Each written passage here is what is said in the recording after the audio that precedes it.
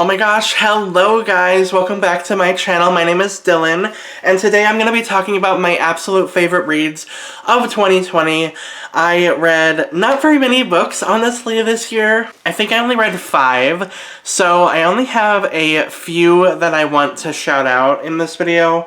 But I want to talk about them anyway because I did kind of get back into reading this year a little bit more. I have been reading off and on for the past couple years, but nothing like really getting into it. And I feel like 2021 is going to be a better year for me for my reading, so I'm looking forward to that. So let me just talk about my favorite 5-star reads for the year. There's only 3 of them, really? Because I mean, I typically like almost every book that I read, but the ones that really stand out, I'm going to be talking about in this video, and I hope you enjoy. If you've read any of these, let me know what you thought of them in the comments below. So let's get started. So probably one of my most, recent favorites, if you've been watching this channel for the past couple months, you already know about this, is Burn For Me by Ilona Andrews. This is the first book in the Hidden Legacy series by Ilona Andrews. And it was so much fun and such a just fun, lovely time. And this book follows a young woman in her 20s named Nevada Baylor, who is kind of a private investigator in a way. She lives in this house that is owned by this big company, and she ends up meeting this man who is a magic user. On the cover, he's on the cover right there. That's Mad Rogan. Love him. He is fantastic. He's definitely a alpha mellow kind of character where he is very domineering and very protective, but also very sweet. I really liked this book. I thought it was a lot of fun. It's about these magic users who are... There are different levels of magic in this world. There's kind of the insane magic that people go insane with their magic and cause chaos. And then there are other magic users, more like Nevada, who she has the ability to basically read minds, kind of, in a sense, or feel emotions. In a way, it's kind of like mind reading.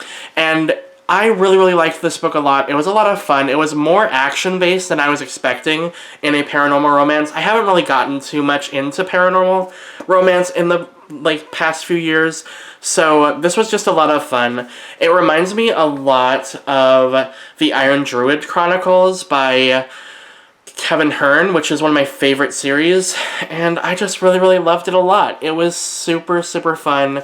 Very action-packed, and I would highly recommend it. Very much looking forward to getting more into the series. One of the most important books that I read last year, and one of the most, poignant books, is Long Way Down by Jason Reynolds. This is a YA contemporary about a young boy named Will, who his brother Sean is shot and killed in cold blood, and he decides to get revenge on his brother's killer. He is in his apartment building going down an elevator to the front floor to kill this murderer. And all his life he has known about these rules that his father instilled in him about living life as a black person and living in a dangerous urban area. And I honestly absolutely love this book. It's so poignant and so real and so, it's always been relevant since it came out, but even more so in 2020. It was insane to read. The novel is also written in verse, which helps, I feel like it helps with the stream of consciousness and helps you kind of get into the head of our main character, which is just perfect because it's a character study about what you would do to enact revenge about the injustice of our country.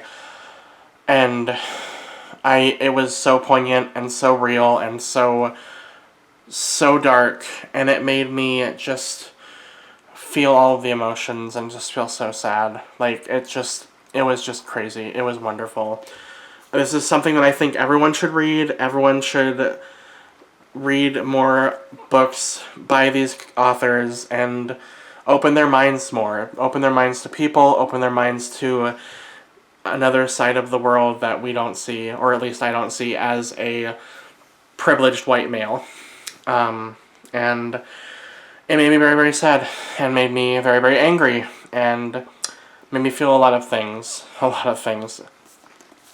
The main theme of grief in this book was also hit very, very close to home, because our main character, Will, had a family member pass away as well. I mean, he's had multiple people die from gun violence in his area, and one of them was his father. And as you all know, I lost my dad last year, and reading this book brought up a lot of memories and a lot of emotions in me, even though I can't relate to Will and his experiences. I can relate to the loss of a parent, and I can relate to the feelings of loneliness and longing that you feel. And that was one of the biggest reasons why I loved this book, and just added to the realism, added to Will's character, and made you understand him even more. It was beautiful. I think everyone should read this. It's fantastic. And please, please read it. Please, please do. And then the last book on my list, which I don't actually know where my copy is because I live in a dumpster fire and my apartment is full of boxes and books and manga and I can't find anything because that's just how my life is right now, is Darius the Great is Not Okay by Adib Karam. This story is about a young man, Darius, who ends up, his, I believe, grandfather or grandmother ends up getting cancer, and they fly to Iran to be with their family member and to basically say their last rites.